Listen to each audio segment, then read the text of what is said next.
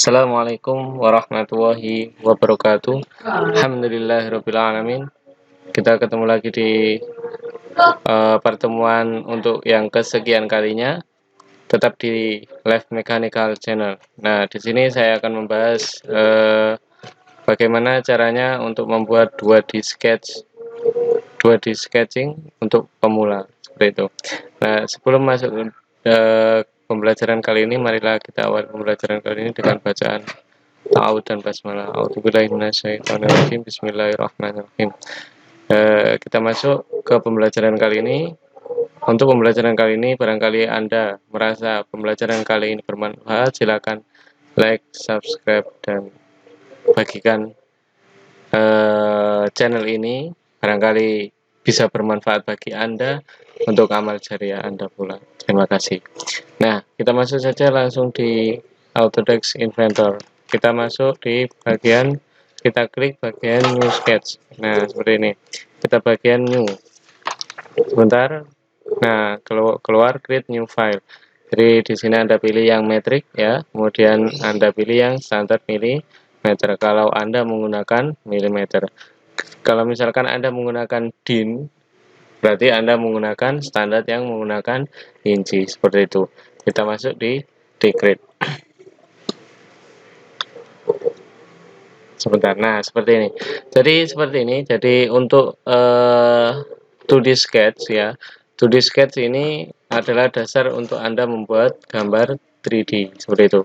Di dalam Inventor Anda akan menemukan yang namanya sketching. Nah, untuk menampilkan menu sketching di sini, ya kan seperti ini misalkan. Nah, menu sketching di sini ketika Anda klik di sini dia tidak akan keluar. Jadi dia berwarna abu-abu. Jadi dia masih belum berfungsi.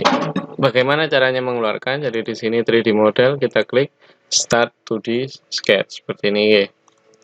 Kita ambil plane-nya terserah Anda X, Y, atau dan sebagainya kan seperti itu nggih. Jadi nah, ini baru bisa aktif di sini. Jadi di sini ada menu-menu sketching yang harus Anda pahami. Minimal Anda paham bagaimana fungsinya dan bagaimana kegunaannya seperti itu ya. Oke. Kita lanjut. Nah, di sini yang pertama ada yang namanya menu line. Di sini line digunakan untuk membuat satu garis. Misalkan garis itu, nah caranya seperti ini Mas. Anda klik ya, diklik seperti kita escape, kita ulangi lagi. Jadi di line ini ada beberapa menu, ada line yang lurus, ada spline interpolar, ada equation curve, ada brick curve. Nah, seperti itu. Nah, untuk memudahkan kali ini ya, jadi kita menggunakan line saja, line yang lurus seperti ini. Nah, caranya bagaimana? Tinggal Anda klik di sini, di pusatnya, kemudian Anda geser kursornya, Anda geser mouse Anda, kemudian tinggal Anda klik di sini, panjangnya berapa. Misalkan saya butuh 20 mili. Kemudian kalau misalkan Anda, nah ini sudutnya, kalau misalkan Anda ingin berubah ke sudut ini, ya, Anda tinggal klik tab di keyboard Anda. Jadi tab di sini, nah seperti ini. Kalau misalkan panjang Anda ingin datar atau horizontal, ya kalau itu horizontal berarti Anda klik saja 90 loh. Dia akan datar.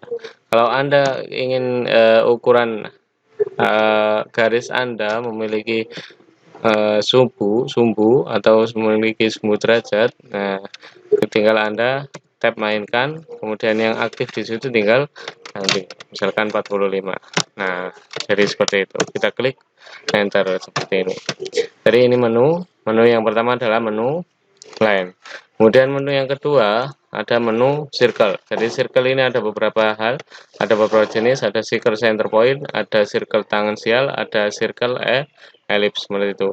Kalau circle center point adalah circle yang dimulai dari tengah ke jari-jari. Kalau misalkan circle tangan sial adalah circle yang dimulai dari ujung-ujung suatu benda. Nah, seperti ini pindahan. Nah, kita bahas satu-satu. Misalkan circle dari tengah berarti ke sini. Nah, Anda klik tengahnya, kemudian Anda tarik ke kanan atau ke kiri. tinggal Anda masukkan dia diameternya, misalkan ambil 12. Nah, seperti ini. Nah, beda lagi dengan yang namanya ini circle tangensial, circle tangensial seperti ini. Nah, ini menggunakan apa? Kalau misalkan di sini ada garis ya, misalkan di sini ada, kita buat garis ini. Kita buat garis seperti ini. Nah, anggap aja seperti ini. Kita menggunakan circle tangensial. Nah, tinggal klik ini, dan kemudian klik ini. Nah, dia akan membentuk lingkaran sesuai dengan garis singgung gambarnya seperti itu. Nah, untuk yang terakhir adalah ada elips. Jadi lingkaran elips ya, ada seperti ini. Tinggal ditarik, diklik, ditarik, kemudian Anda diklik di tengah, kemudian diklik di sebelah panjangnya elips atau jari-jarinya elips, kemudian Anda lebarkan. Nah, seperti ini. Misalkan seperti ini. Nah, ini untuk yang elips. Oke. Kita lanjut lagi, kita hapus semua. Kita blok, kita delete. Nah, kita lanjut ke menu yang selanjutnya, ada arch point. Jadi arch point yang pertama ini adalah arch point yang menggunakan tiga kali langkah. Jadi langkah start, kemudian langkah end, langkah terakhir, kemudian curve-nya. Nah, seperti ini. Jadi klik awal, kemudian klik akhir, kemudian klik di curve-nya. Nah, ini curve-nya ini akan membentuk yang namanya jari. Misalkan Anda ingin jari-jari 28, tinggal di klik enter seperti itu. Nah, seperti ini. Oke. Nah, untuk menu arch selanjutnya adalah tangensial seperti yang tadi. Kemudian kalau tangensial berarti garis singgung. Kemudian kalau misalkan arch center point berarti dari tengah kemudian menuju ke senternya, kemudian menuju ke tepinya, jadi membentuk busur. Nah, selanjutnya di sini ada banyak sekali yang namanya rectangle atau kotak, ya, atau persegi.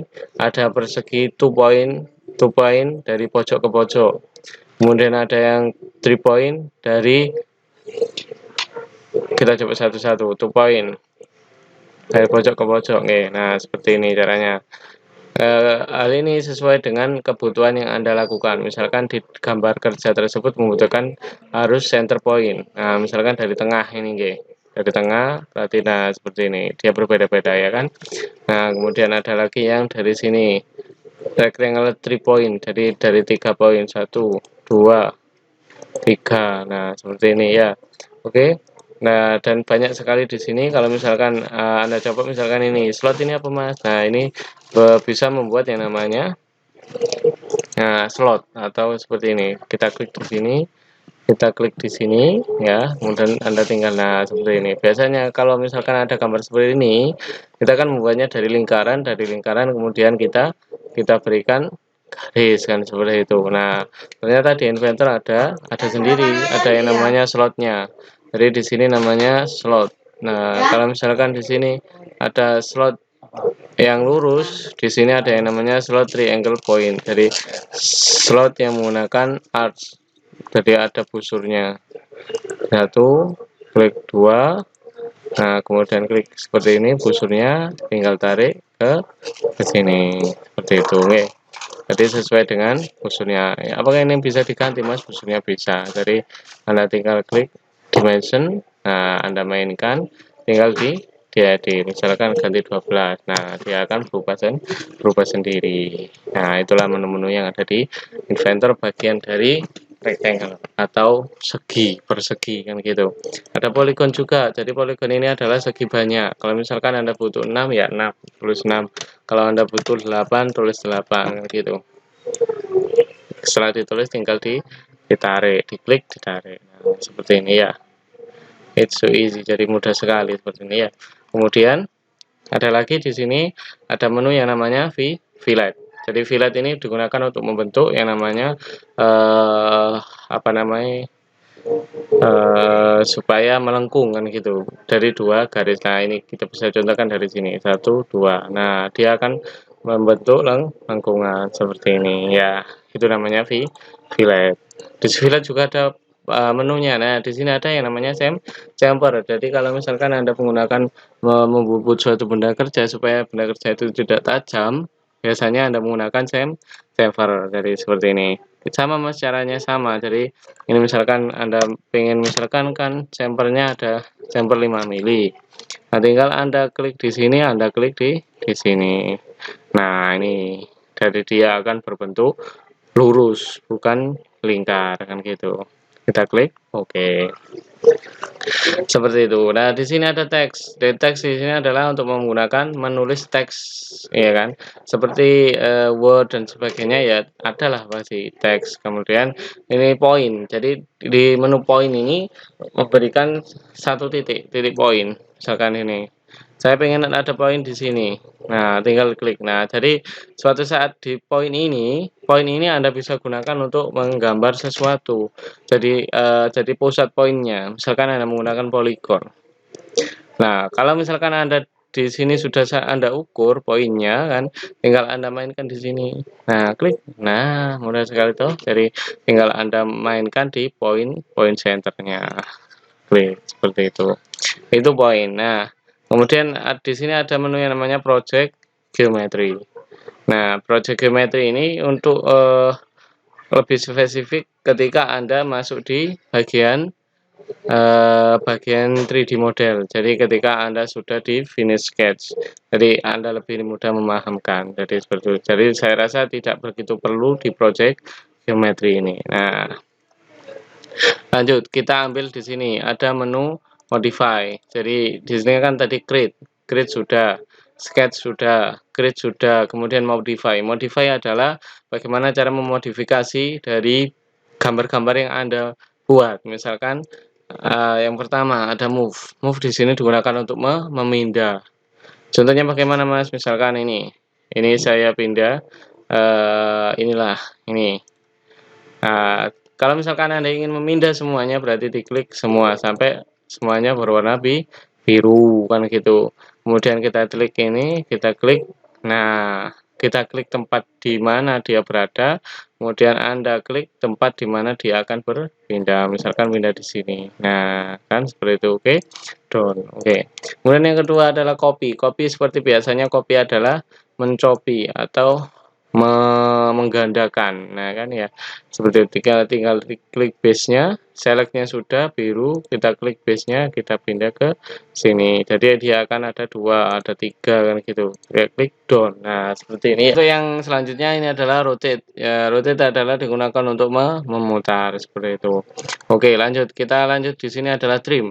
Trim di sini penting, hampir sangat penting sekali karena trim di sini digunakan untuk memotong. Jadi memotong suatu sketching di sini Anda dapat menggunakan trim. Contohnya bagaimana Mas? Nah, tapi harus ada yang bersinggungan kalau trim ya kan.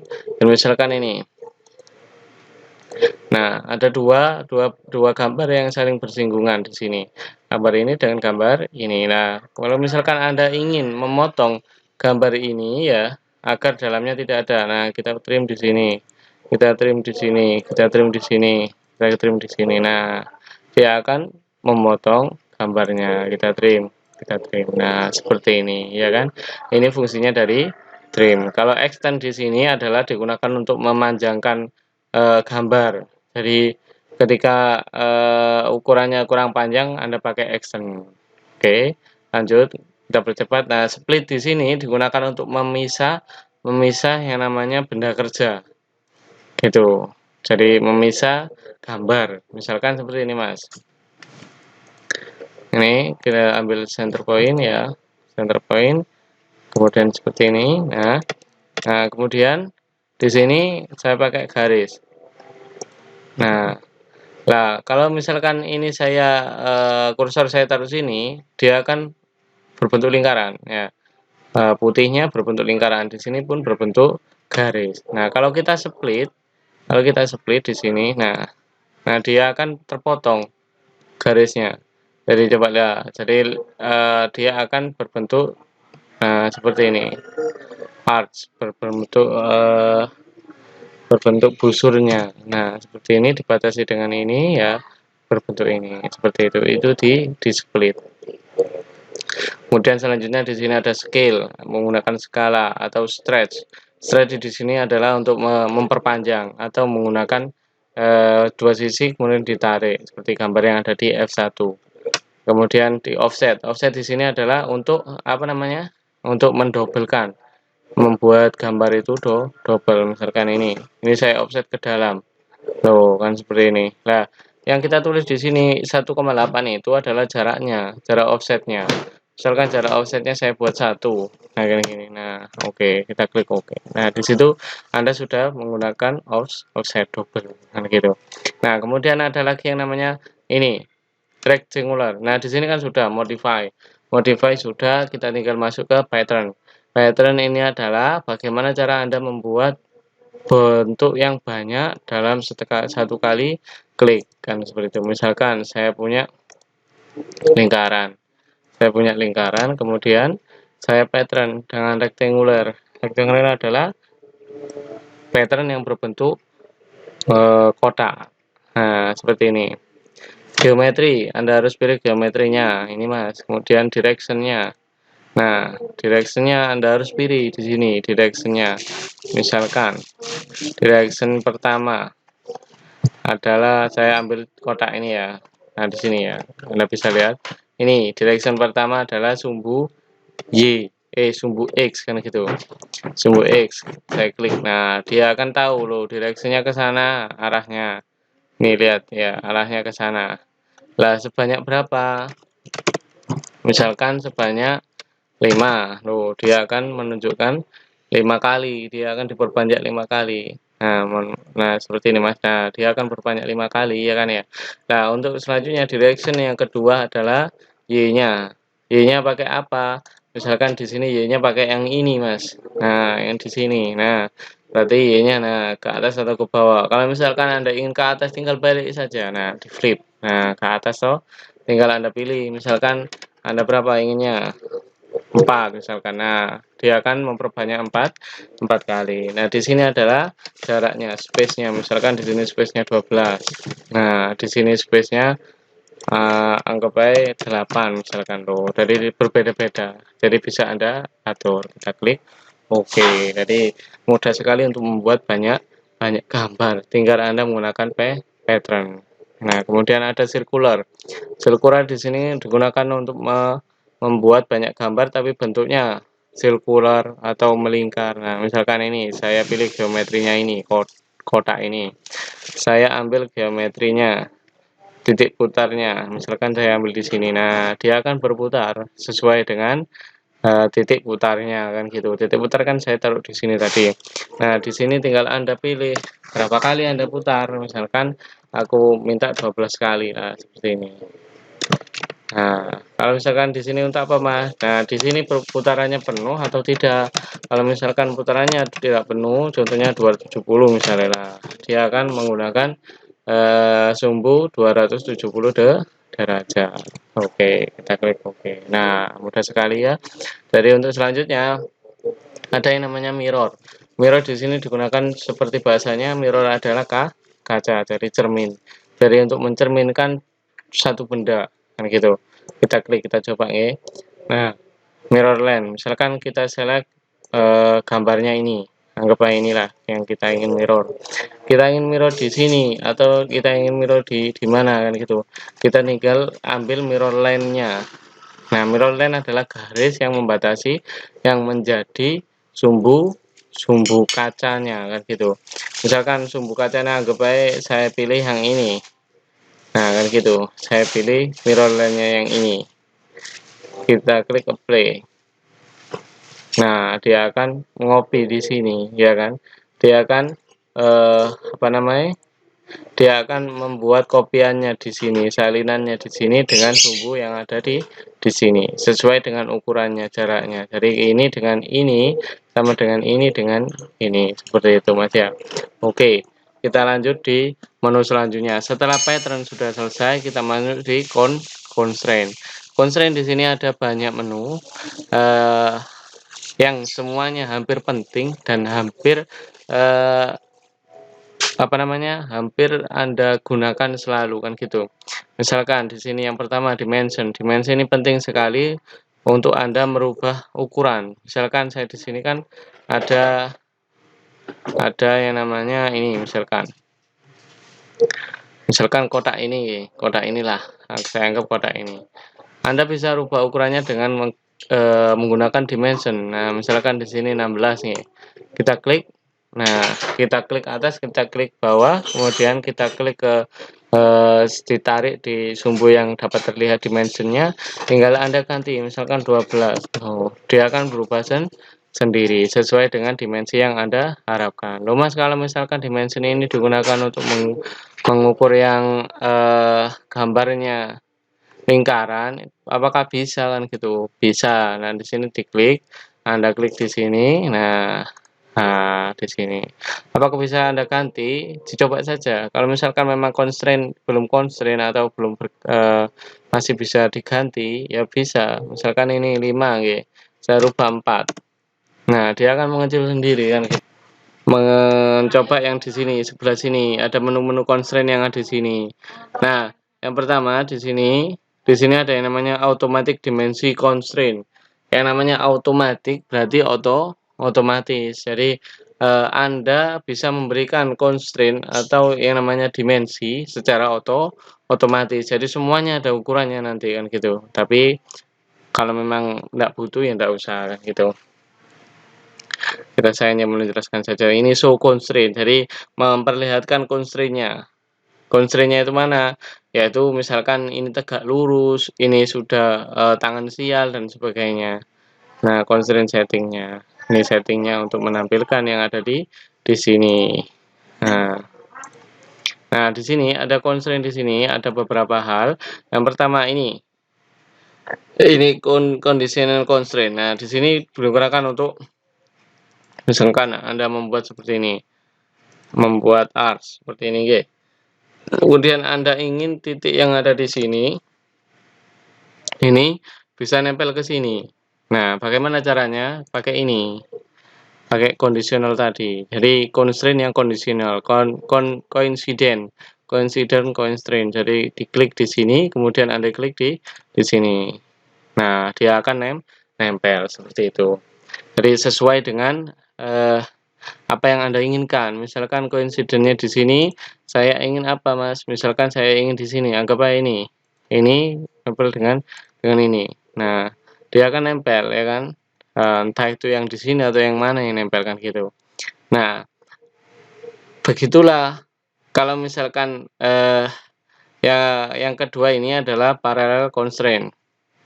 Parallel constraint adalah untuk seperti ini. Misalkan saya punya garis di sini. Garis ini kan garis ini Mas ya, garis ini kan nggak sejajar dengan ini, kita menggunakan paralel.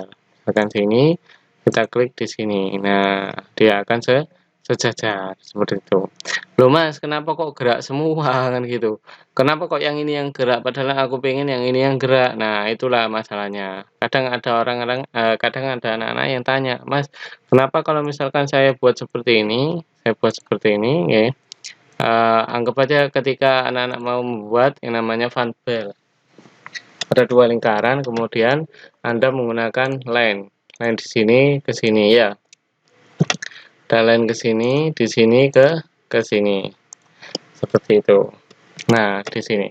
Nah, kita lanjut di menu selanjutnya. Nah, ini kan ada tangan sial. Nah, dari di sini tangan sial, diklik di sini untuk bersinggungan. Tangan sial kan bersinggungan. Dari bersinggungan di sini. Loh. Nah, kan padahal saya yang saya mau adalah yang berubah itu ini garisnya. Kenapa ini bergerak juga? Nah, ini banyak pertanyaan di situ juga. Nah, inilah pentingnya yang namanya constraint. Kita Ctrl Z. Nah, di sini ada menu yang namanya lock, jadi mengunci atau fixed supaya Anda bendanya tidak bisa bergerak. Misalkan ini saya kunci, ini pun saya kunci. Nah, kita tinggal main constraint-nya. Kita klik constraint ini, kita constraint ini. Nah, dia yang bergerak adalah yang ini, yang garisnya. Nah, seperti ini ya. Jadi ini seperti ini seperti di sini, oke? Nah, seperti itu. Kemudian misalkan setelah seperti ini apa yang dilakukan kan gitu. Biasanya anak-anak menggunakan trim kan gini. Tinggal Anda trim di sini, Anda trim. Kemudian di trim di sini, dipotong di sini. Nah, sudah jadi yang namanya funpail seperti itu, kan gitu. Jadi pentingnya namanya constraint di menu fixed. Jadi ditetapkan benda itu di situ kan gitu. Nah, di sini ada menu constraint collinear constraint. Jadi kalau misalkan Anda collinear ini digunakan untuk misalkan Anda punya garis seperti ini ya. Ketika sampean kepingin garis ini nempel ke garis ini, ya pakai ini collinear ini. Tinggal klik di sini, kita klik di sini. Nah, dia akan nempel. Nempel bukan sejajar kan gitu. Kemudian yang selanjutnya ada yang namanya tegak lurus. Hari ini menu tegak lurus. Saya punya garis ini.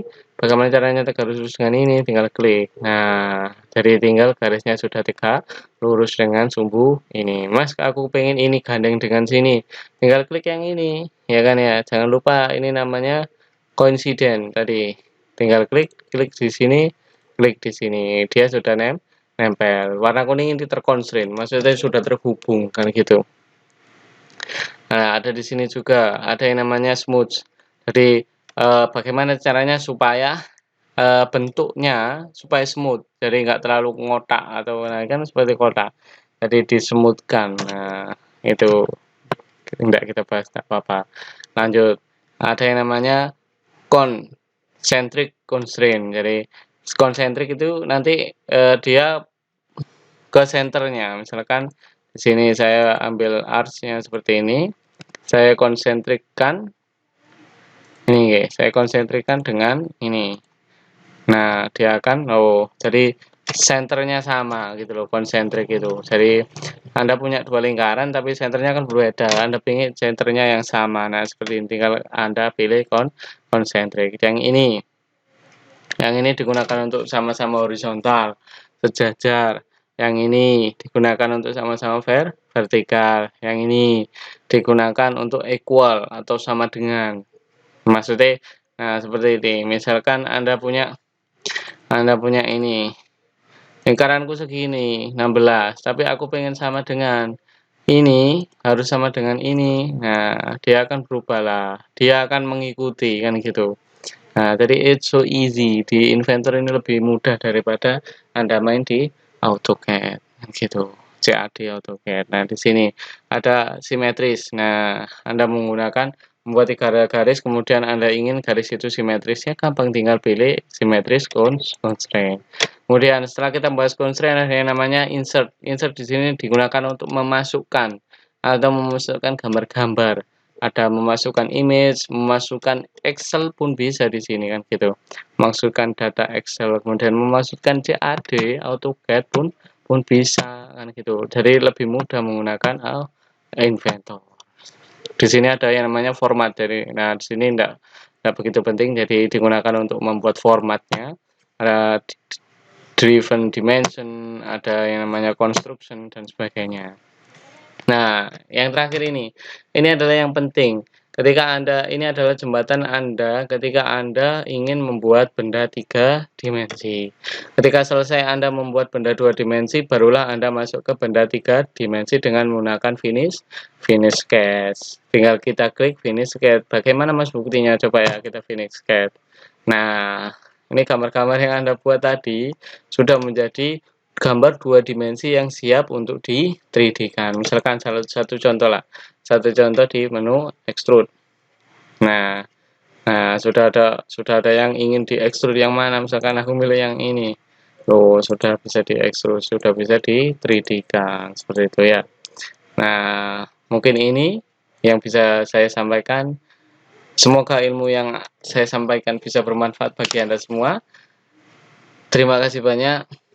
Saya akhiri dengan bacaan doa kafaratul majelis. Alhamdulillahirabbil alamin.